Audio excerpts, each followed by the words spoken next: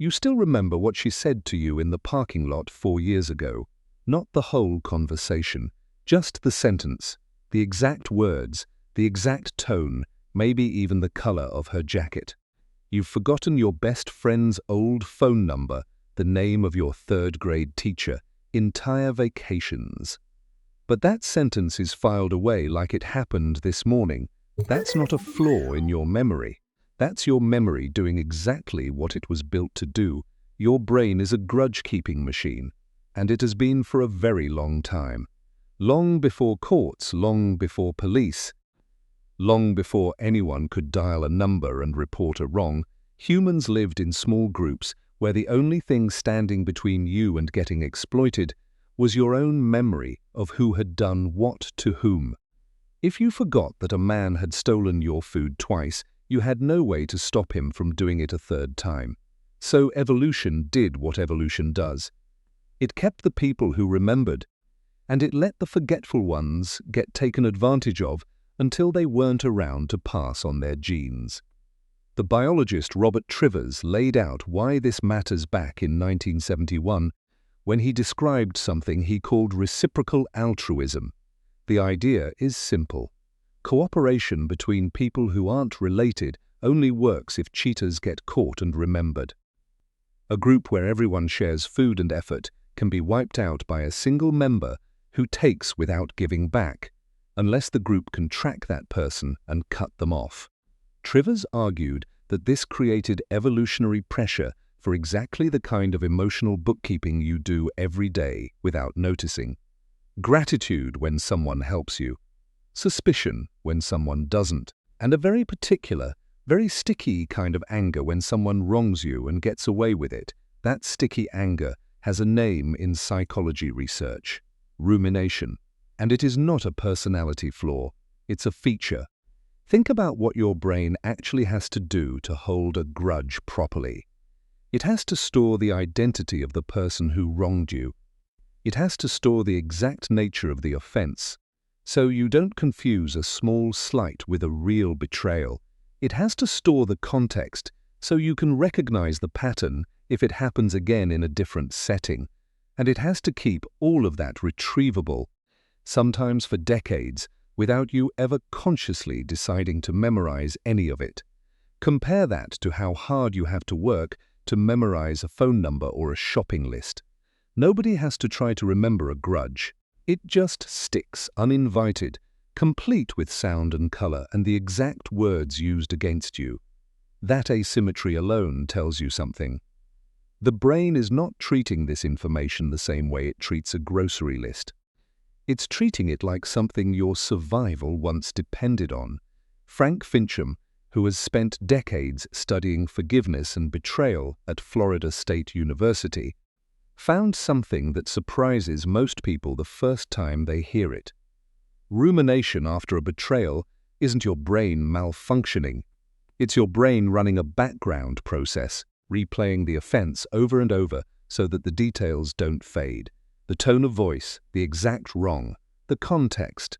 Fincham's research suggests this replay loop exists specifically to keep the memory sharp enough that you'll recognize the pattern if it happens again, from that person or from someone like them.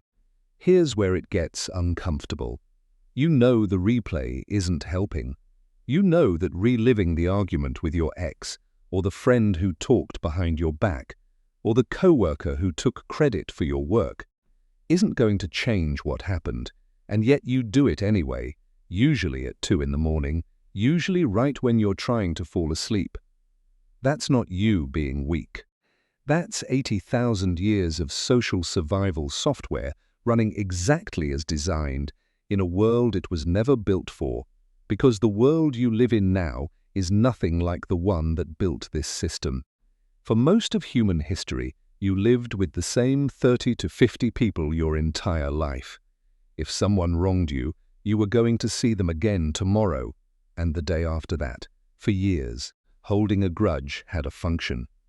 It adjusted how much you trusted that specific person going forward in a relationship you couldn't just walk away from. The grudge was information stored for later use. Now you might never see that person again. The coworker who threw you under the bus in a meeting 5 years ago doesn't work with you anymore. You could go your entire life without crossing paths with them. But your brain doesn't know that. It doesn't check whether the information is still useful before it decides to store it forever. It just stores it, the same way it would have stored the memory of the man in your ancestral band who stole meat from the fire. And there's a second mismatch layered on top of the first one. In a band of 30 people, a wrong done to you was usually witnessed by others in the group. Reputation did some of the work for you. If someone cheated you, the group often already knew, and that knowledge spread through the same small network you lived inside. Today, most of the people who wrong you do it in private, in a text thread, in a meeting where the details get twisted after the fact, in a version of events that only you remember accurately. Your grudge has to work harder now, carrying the entire burden of proof alone, because the social witnesses that used to share that load simply aren't there anymore. No wonder it feels so heavy. It's doing a job that used to be split among an entire group, now compressed into one person's memory. Yours, Michael McCullough, who runs forgiveness research out of the University of Miami, has spent years arguing that revenge itself is not some rare, monstrous impulse. It's a basic, universal piece of human psychology present in every culture his team has studied, showing up even in early childhood before anyone teaches a kid how to want payback. McCullough's work found that the desire for revenge tracks closely with how much a wrongdoer benefited from hurting you and how likely they are to do it again. In other words, your grudge isn't random. It's a calculation your brain ran without asking your permission, weighing cost against threat, and it landed on. Remember this, and remember it well. There's a strange twist buried inside all of this, and it comes from watching animals that aren't human at all. The primatologist Sarah Brosnan ran a now well-known experiment with capuchin monkeys, where 2 monkeys were trained to do the same simple task and then given different rewards for it. One monkey got a cucumber slice. The other got a grape, which capuchins consider far superior. The monkey who got the cucumber didn't just accept the lesser reward. She refused to keep participating. She threw the cucumber back at the researcher. Brosnan's data suggested that a sense of unfairness and the refusal to cooperate with someone who has treated you unfairly isn't a uniquely human invention layered on top of biology. It's older than us. It's baked into primates who share a common ancestor with humans going back millions of years, which means the outrage you feel when someone cuts in line or takes credit for your work or breaks a promise isn't a modern emotion built by culture or social media or too much time spent online comparing your life to strangers. It's ancient. It was running in the minds of primates long before anyone stood upright and started walking across a savanna. And it doesn't stop at your own personal grudges. Watch how quickly a stranger's bad behavior spreads online. How a single video of someone cutting in line or stiffing a waiter can rack up millions of views and thousands of furious comments from people who have no connection to the situation at all. That reaction is the same machine, just firing on behalf of someone else. For most of human history, punishing cheaters wasn't only useful to the person directly wronged, it protected the whole group, because a band that tolerated cheaters attracted more of them. So the anger you feel watching a stranger get away with something isn't performative outrage manufactured by an app.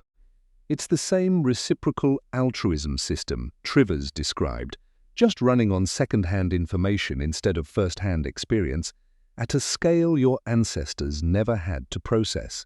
Their outrage circuit only ever had to handle 30 people. Yours has to handle a feed of millions. So what do you do with a grudge-keeping machine that no longer matches the world it operates in? You can't turn it off.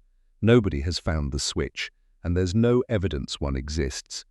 But understanding where the system comes from changes what you do with it. The 2 a.m. replay isn't proof that you're broken or petty. It's proof that your brain is still running code written for a world of 30 people you'd never leave. Fincham's later research on forgiveness found something worth sitting with. People who eventually let go of a grudge weren't the ones who forgot the wrong. They were the ones who consciously decided the information no longer served a purpose. They updated the file instead of deleting it. That's the part evolution didn't hand you automatically. Your ancestors needed the grudge because the person who wronged them was still standing across the fire the next morning. You don't have that constraint anymore. Most of the people who wronged you are not standing across any fire. They're not in your life. The information your brain is so carefully protecting has, in most cases, already expired. McCullough's later work found something else worth knowing. The people who forgive fastest aren't the ones with the least at stake. They're often the ones with the most to lose by staying angry. People who still have to work with, live near, or raise children with the person who wronged them. Forgiveness, in his data, tracked with how much ongoing value the relationship still held, not with how forgiving a person's personality happened to be.